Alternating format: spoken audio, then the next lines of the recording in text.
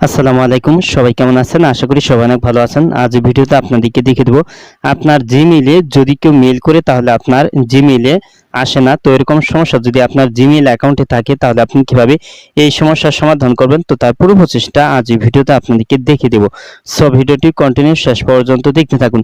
তো আপনার জিমেইল অ্যাকাউন্টে কেউ মেইল করলে নতুন মেইল আসে না, তো এই সমস্যার সমাধানের জন্য আপনার মোবাইলে থাকা জিমেইল সফটওয়্যারটি ওপেন করে নেবেন।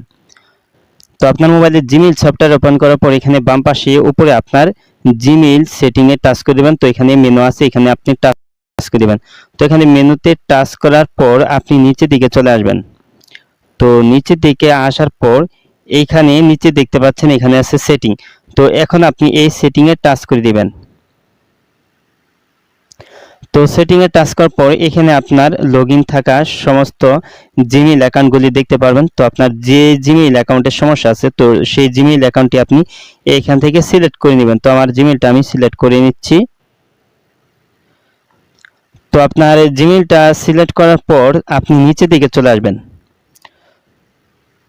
তো নিচের দিকে আসার পর এখানে দেখতে পাচ্ছেন SYNC জিমেইল।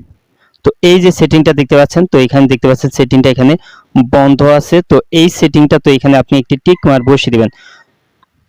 তো এখানে আপনার টিক মার্ক বসিয়ে দিলেই হবে। তো এখানে আপনি টিক মার্ক বসিয়ে দিয়ে তারপর আপনি এইখান থেকে বেগে চলে আসবেন। তো এখন আপনার জিমেইলে যে কেউ নতুন করে মেইল করলে কিন্তু আপনার জিমেইলে কিন্তু সরাসরি এসে যাবে। তো এই আপনার এখন কিন্তু আর আগের সমস্যাটা কিন্তু আর আপনার থাকবে না। তো যে কেউ মেইল করলে কিন্তু এখন আপনার এসে যাবে। তো এর জন্য অবশ্যই কিন্তু এই সেটিংটা করে নেবেন।